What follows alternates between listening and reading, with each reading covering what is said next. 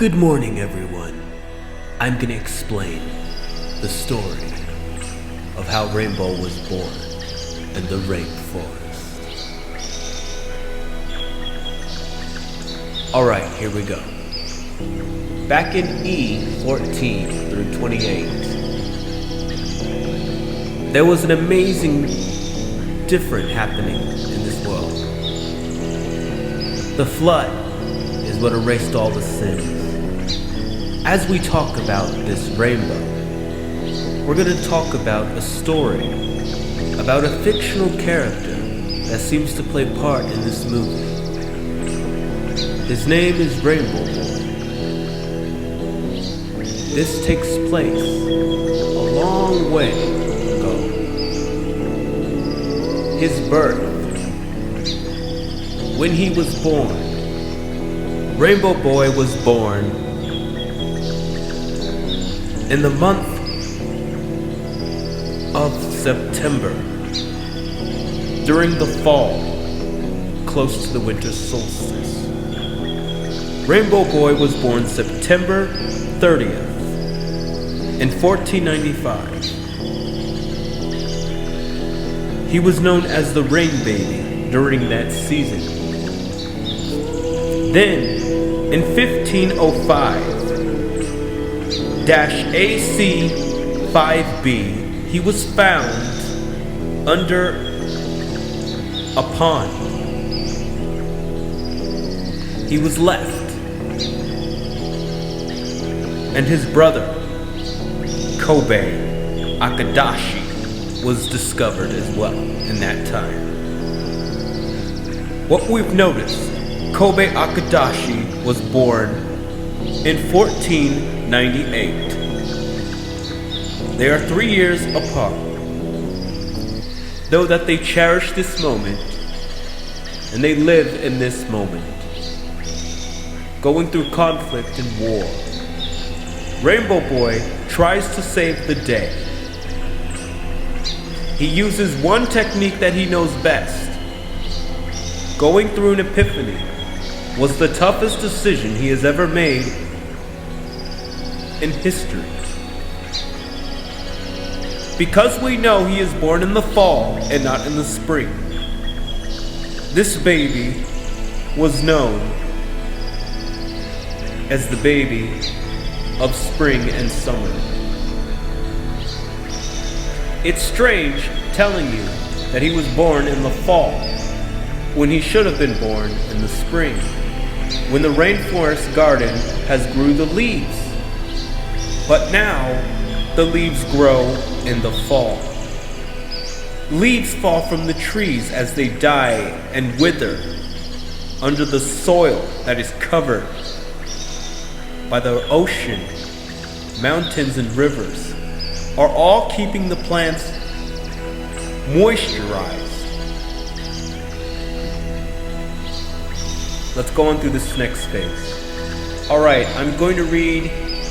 Okay, I've already finished E14 through 28. Now I'm going to go through E16 through 39.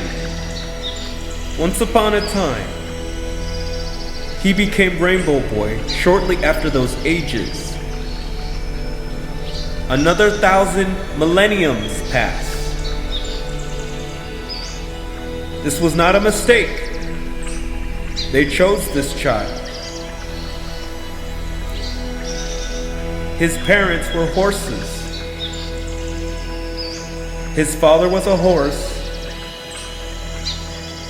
But the crazy thing is, his mom was a zebra.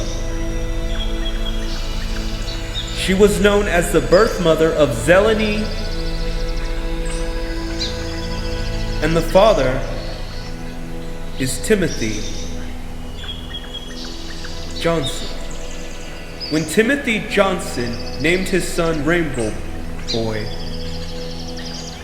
he had to pass a couple of stages to get there. Now as we see the changes, we now see the representation that has been taken place. They didn't believe in that unicorns existed. They didn't believe in that Rainbow Boy's father is a horse. Rainbow Boy is half the unicorn, half the human. His body is shifted into a human and not a horse. You're probably thinking, what is this? How and who? What amazing being from the sky gives us all this light, gives us the Eastern of this eternal life. As Rainbow Boy takes on his journey through the spring to summer, he unites these seasons as the tropics of the rainforest. In South America, in the hottest side, they're saying that there are people who are also the Spaniards. People know this was not a mistake. They say 1,000 years. It takes 1,000 years to find the real musketeer in the forest. They had to choose one of his children. He was born with this ancient hair people never have seen until now. Alright, now I'm going to go to the next chapter of Rainbow Boy. So now we're going to leave E16 through 39 and we're going to drop through. We're going to drop into the time era of D20 verse 18. Alright. This is the era where he discovers the destiny side. He sings amongst the tropics. He sings a song that represents this sacrifice, this epiphany that he had before he had an epiphany. He made a wish that he would find these 3 musketeers. We don't know why these 3 kids are chosen as the explorers, but we know in some way he kept his word that he would find them. He had to go through some dark paths by facing the gruesome tiger. The greatest thing is, the tiger did not harm him. It left him alone.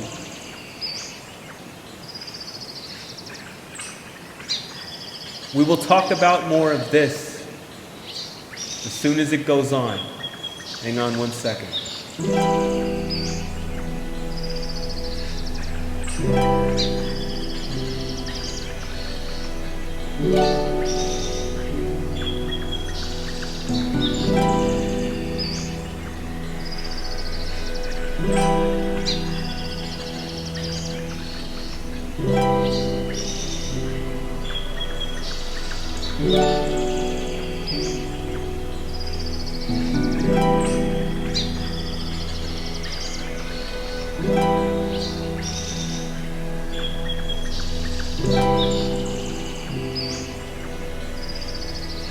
Sometimes, in these stories, it makes us believe that there really was a different majestic being who lives out there. People talk about him, just like how they talk about Superman and Batman. Now, people actually know. People think that there will be a part 2 of this movie. What they do not know is what will this second chapter look like. When the story is finished, they're gonna go where he was left off, where he went to heaven again. Apparently, someone from the sky called him back. But he's facing a challenge to come back to Earth. In the rainforest where he was born. That is all he knows. That is all he saw. He witnessed death at first sight. He comes back to life, realizing he has another chance to either do what he is told to do or stay where he is and let the others move on. That's just how I personally interpret how I see it. I think there is another part he is going to do, but we'll have to find out what this part will look like in time. Okay, moving on to the next chapter that I remember for myself. I'm going to go back to one of the earliest chapters. I'm going to go back to the part what I was talking about at the very beginning. All of you heard what I said at this beginning part. I was reading through E14 through 28. I was explaining exactly why this has happened. They wanted to introduce us to another being that we've never seen. And this movie proves that he is considered the hero of all heroes. What people don't realize in this time set, that there are others who are still wondering, how does this creature even exist?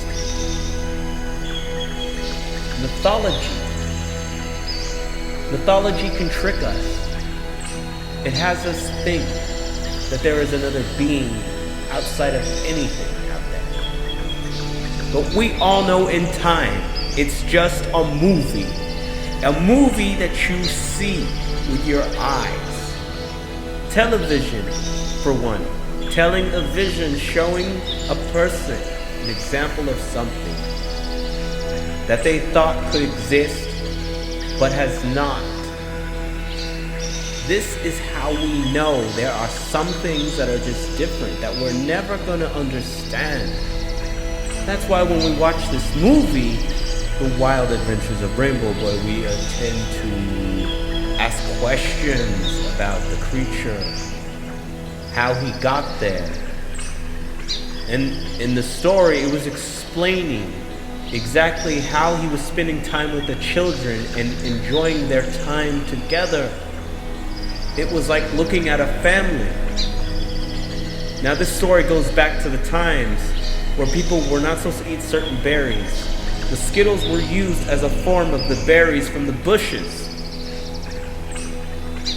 But the berries are used in the movie as a form of Skittles, like the candy.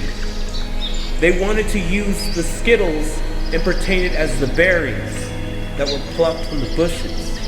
Some berries are poisonous, some berries are okay to eat, but these particular berries are different. They're not like your average berries. They come from certain types of the tropic times. When the berries were delicious, they were juicy, delicious. You couldn't explain what kind of delicious this was. This was just the kind of delicious people were talking about during the film. And everyone was like, shh, shh, because they wanted to hear the best part. They wanted to hear what he was about to do. So when he woke up the other day after they were finding food in the forest, Rainbow Boy wakes up surprisingly shocked, but still in a calm mode. As terrified as he felt, he knows now his destiny is coming for him. He has to fulfill a passage of glory. He's gonna wake up and realize he's made it to the light, but he has one deal to make to find the kids once again. He has to do something that seems different. He made a deal with someone on Earth that he would find the kids again as long as he owns his regrets. He has to take this heartbreak, okay? He has to promise that he will find the kids once again, which is not always easy for some people. But this is more than just finding the children. It's understanding the path of life or death. So what you see in this movie is a trilogy feeling. But it's not even a trilogy right now. They're going to go over that next time. What we're going over now are the times that he is here and the times that he is gone. Now at the beginning of the movie, it tells you the year of 1522 in the early summer tropics, when he made his time alone, asking for friends. And he was gifted, and he was told that his epiphany would come very soon. As soon as he lost those children, the ultimate sacrifice was held in place.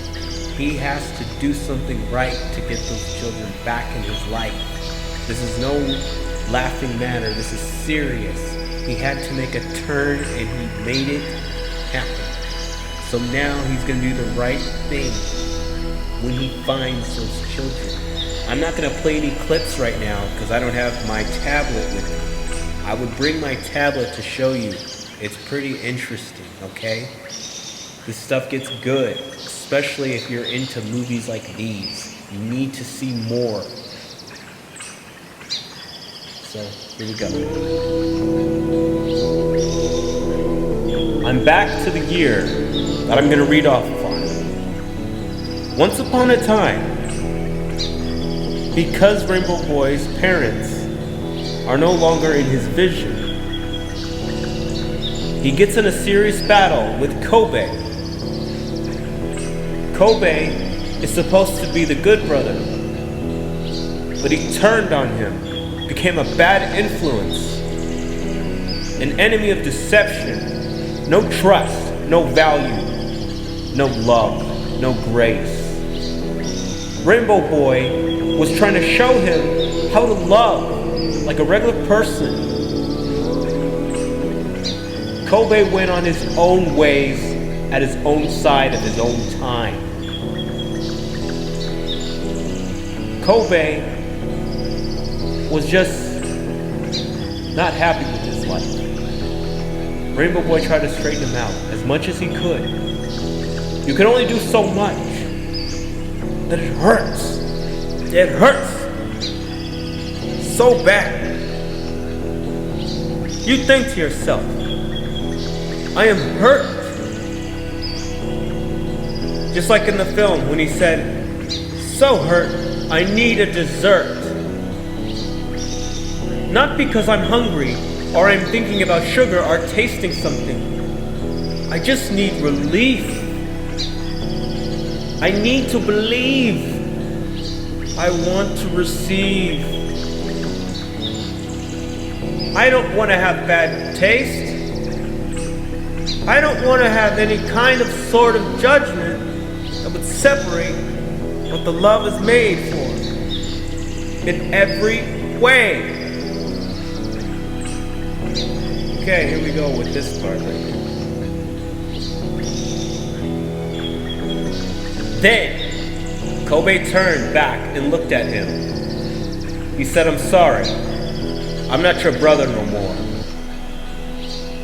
I want to own this land, since my mom brought me here. And that is what changed the relationship between two brothers. Man. Next. Then he said, Kobe, I love you regardlessly, even if we have hate between each other. At least we could get through the night doing something together for once. One last time, I ask. One last time. Come on. We may not be totally related, but let's be friends anyway. okay? Kobe does the ring on the side of the tree branches. He thinks he's calling his parents, but they aren't there. They're not there. They're gone. And he knew that. That's why he's trying to do what he can to do what he must. He kidnapped the children unexpectedly. That was something Rainbow Boy should have been prepared for. The kidnapping part. And that's the part that kind of like puts us in a pause.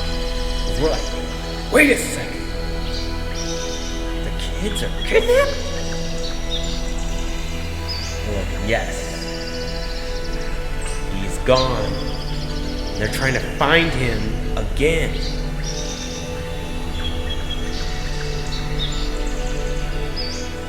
It's a big forest to lose some kids, you know? It's the Amazon forest. Don't you get it? It's the forest that covers the entire sky.